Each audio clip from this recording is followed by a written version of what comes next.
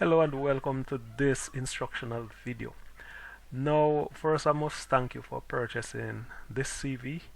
It's a very simple CV to use and to edit, and this is the software we're going to use to edit the CV. So it's called OpenOffice 4. Now, this is the latest version, Apache OpenOffice 4. It's an open source software, and you can easily download this software from the internet. And in this package I've provided the link that you can type into the search bar, and then you will be able to download this software to edit your document. It's quite easy to use, so let us get to it. So first you want to edit the CV. So when you download the file, you will be getting something like this. So you would have your file in a zip folder like this here, CV template, and all you need to do is to right click. I'm hoping that your computer would have the feature where when you right click it would say extract all, so you would click on this. But if you don't have that, then you can also download software to your desktop, or even you can use it online to unzip a zip folder. So when you click on extract all, what's going to do here is going to extract the files from this zip folder. So I'll just click on extract here, and now as you can see the file has been extracted. So all we need to do is to double click on it, and this is what these are all the files you're going to get. So what I'm giving you a CV template, and you notice the extension is ODT, so you can use this. You can even docx you can open in this software, open source. And as you can see, the PDF, you also get this in PDF format. And then I also give you an example of a job application. No, this is a real job application for me, and the CV is also real, apart from like some fictitious name like the name, the telephone numbers and all of that. But the information that you would see on the CV, it's genuine information that I've used to get the job. So as you can see, even this little symbol here is telling you that this file should be open in OpenOffice. So we're just going to click on it to show you the file. So if I could just click on this, so it's now going to be open in the software. And if I could just close this, so now this is where you can edit your document. So if I should click here, you can see that I can easily start to edit the information. So starting here, this is where you would want to have your address, and I'm just going to go through this quickly because it's easy and I don't want the video to be too long. So here is where you would put your own address on the left here. You just edit this information here, your home telephone number, mobile number, your email address, date of birth, and then here you'd have your name, first name, middle name, last name. And your name is actually in as you can see up here, it has a font size of 18, and then the rest of the document, like this one is 12. The rest of the document, this is 10, and so I just keep it 10. You could even have it at 12, the font size to be 12, but just big enough so that the interviewer can read it. And what you want to do here, you want to give your profile. What is it that you're going to have included in a profile? So I was applying for a service controller or a runout supervisor job at my workplace, and I'm already a bus driver. So obviously I'm going to be telling the interviewer my present job and the experience that I have gained from that job that would assist me in managing this new position that I'm applying for. So that's what you're actually going to put in the profile section here. So as I say, as a professional bus driver, I consider myself calm, composed, and displaying a high degree of professionalism in all situations. So here, all you would have to do is to change this part here to whatsoever profession you're in now or what you're applying for, and you could leave everything else just the same and just continue to read until you see. If you have computer experience, you would say I am extremely IT proficient, as talking about you have some background in computer, computer knowledge and all of that, and rapidly adjust to new techniques and challenges. My working relationship with my co-workers and management are positive, and this is a position I'm applying for. So I'm saying a service control and a runout supervisor task and responsibilities are likewise familiar to me, because with this position I'm dealing with bus drivers, you know, on the premises. So I'm the one who is seeing to it that they get the correct buses, that they go out with the buses in service on time, and I have to communicate with them. So I have to now prove to the employer or to the interviewers that I can manage well where professionalism is concerned. I have it, I master it. Where communication is concerned, I master it, and I've gathered all of that experience from dealing with passengers, because obviously you're driving the bus, then you're into customer service because you have to deal with the passengers, communicate with them, passengers with different culture, different accent.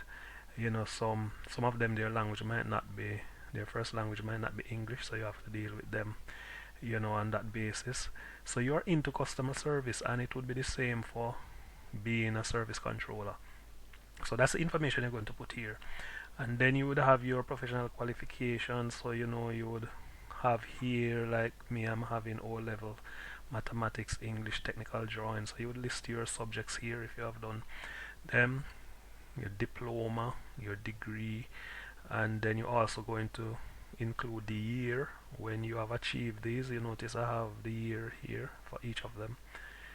So I have the year, so you're going to have that.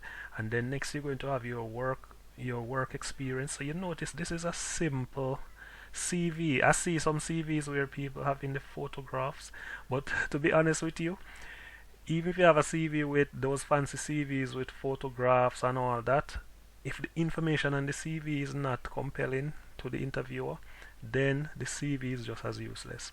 So it doesn't really matter how fancy the CV is. It can be as simple as this. All you need to do, the important thing is to have the proper convincing information on your CV, and it's laid out properly so that the interviewers, because remember these interviewers, remember when you apply for a job, you have like probably 100 persons applying for the job, and you are not the only. Sometimes we think that we are the only person applying for that job, but you're not the only person.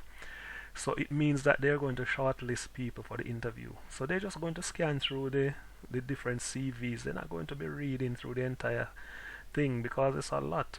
So they're just going to scan for the most important information, like okay, your profile, okay, your qualification, what work experience you have. So you notice I list it here, and I start from the most recent down to the last job that I had. So you start from the recent and you just descend down for all the others that come below your present job, and you give a little bit of information on what your task or your responsibilities were for the different job. So now I have like, and these are just fictitious, but the information here is real. And then you're telling them your position, what you did, duties and responsibility, newspaper contractor, and then you give your responsibility, your duty, and what your role was in that position, and you do the same thing for each of these. It's quite self-explanatory. And then mathematics teacher, so this was my first job.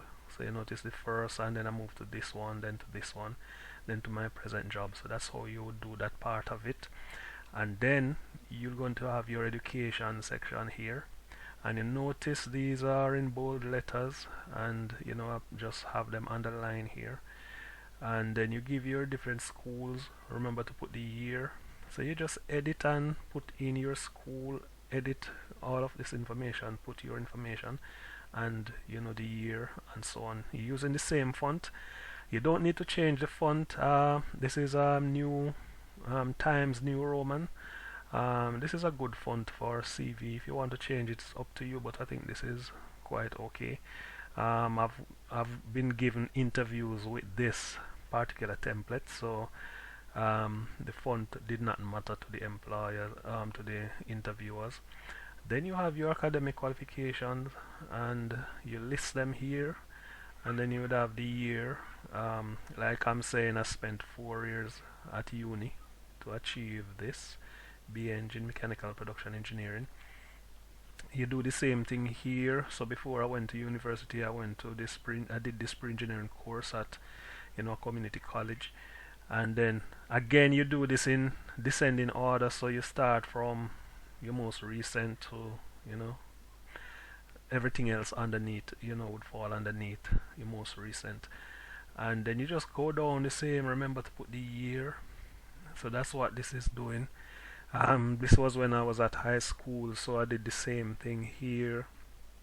And then you have your these are just some distance learning online courses that I did to upgrade myself with Microsoft Excel, Microsoft PowerPoint, and so on. And then here you would give your interests, your hobbies, additional information. So here I'm saying at my local church I enjoyed playing the piano. I also love browsing the internet and building HTML websites for friends. So you're actually telling them and all telling the interviewers that you in your spare time this is what you do. And here I'm also putting all of this that I like browsing internet. So right away they know that I know how to use the computer. I know how to browse internet, and because it's obviously this job might require me to drive, so I'm telling them that I have my driver's license, and I give the year when I got it. And I also have my motor vehicle to commute to and from work. And then references are available on request. Normally this is what a lot of people would do, just references available on request. So the interviewers would call for the references if they need it, or after you have gotten the job they might call for the references afterwards. So as I say, it's easy to edit. You just click and you start to edit, and when you're finished all you need to do is you just go to file. Here it's not on screen, but you just go to the file and click on it, and then you can save the document. The cool thing about this is when you click on file you would see a section where a drop down. Here you can see where it says export as PDF. So if I should say, for example, let me just save this because I did make a change somewhere, so I'm saving it now. So I've saved it. So all you need to do is you click on file, and then you would go to export PDF, and then you would see this information PDF option, and just leave everything as it is here, because this CV would be on 2 pages. So you just leave everything as it is, and all you need to do is just click on export.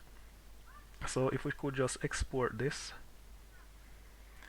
and we're just waiting. So here you would give a file name for your CV. In my case, because I've already downloaded the PDF, but just to show you, I'm just going to put template. If I could just call it template 02, just so that I am not confusing the one that I've done already. And you choose a folder to save it in. You can save it in the same folder that you have opened. So if I could find it quickly here, or what I'm going to do, just so that I don't waste any much time, I'm just going to save it in this folder, but you would actually save it in the folder that you have, and you would just save it there, and that's it. It's saved. And we could also view, if I could go into one that I've saved already, let us view this one in PDF, the one that we just saved. So all you need to do is to double click on it, and then it would open in PDF. So we're just waiting on it to open.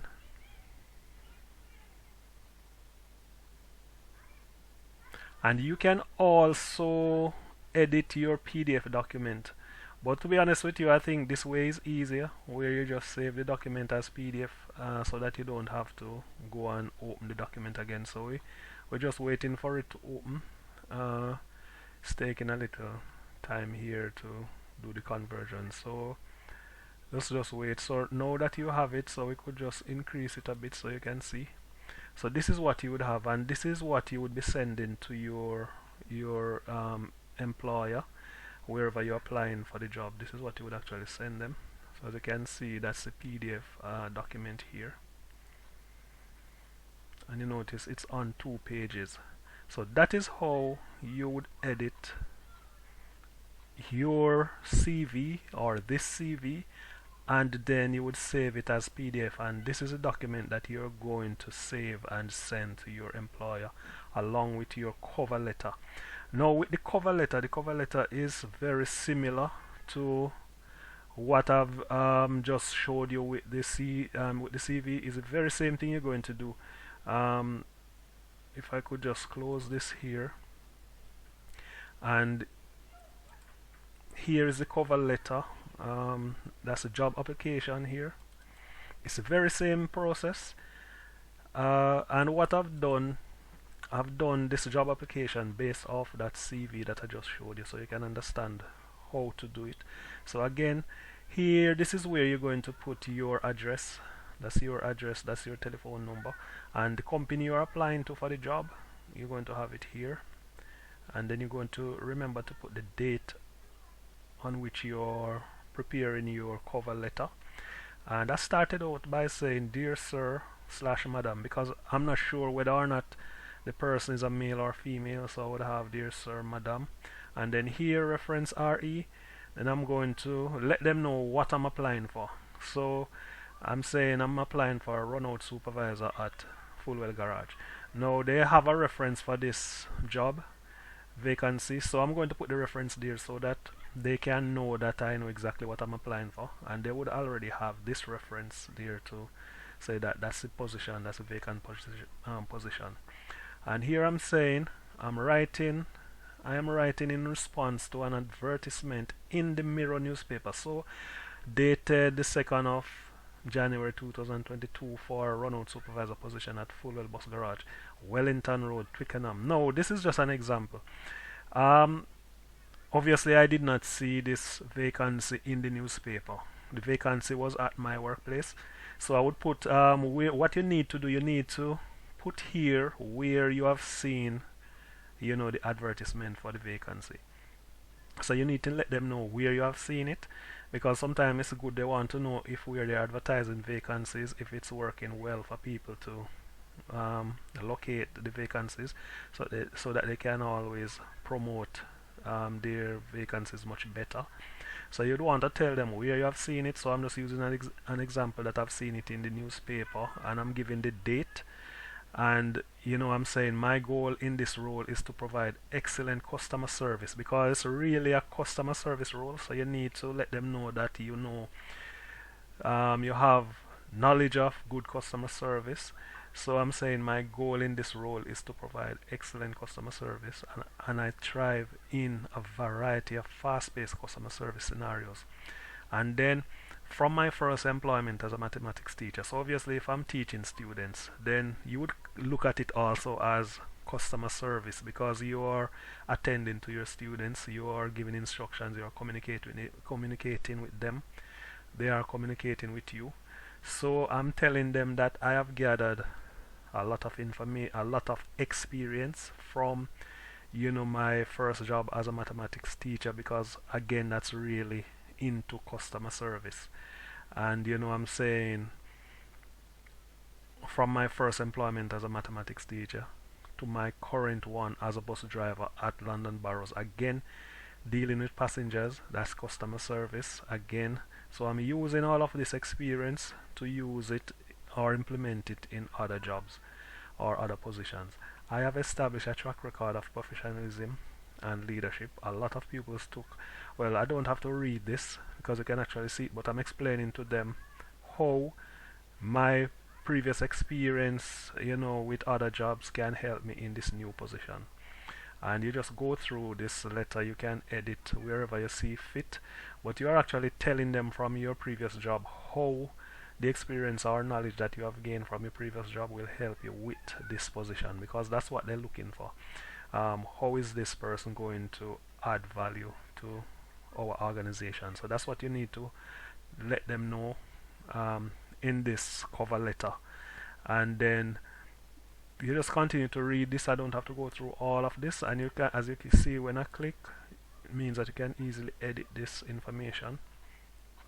And it's on 2 pages again, and at the bottom you're going to say I have enclosed my CV, which will provide you with additional information as you process my application. And then you're saying thanks for the interest displayed in acknowledging my application and looking forward to hearing from you. And then here you're going to give a reference. Whoever is going to give you a reference, you would have their name here. So reference Roy Bent, and then yours sincerely Leonard Henry. That's me. So you're going to put your name there, and that's it. And then you just go through the same process. File. I did a bit of editing, so I need to save this. And let me just go again. Try it again. File. Save. Well, you would save it if I need to change something onto. Let me just change something so that I can save. So then you go to file and you save. So that is now saved. And then you can do the same thing. I'm not going to do it in this one, but you can also export this. As you can see, export as PDF. And you just do the same thing, and the PDF document is what you're going to send to the interview. So that's how you do the editing for the cover letter and your CV. And this video has lasted nearly 22 minutes. So thanks for watching this instructional video, and I wish you all the best with your job application.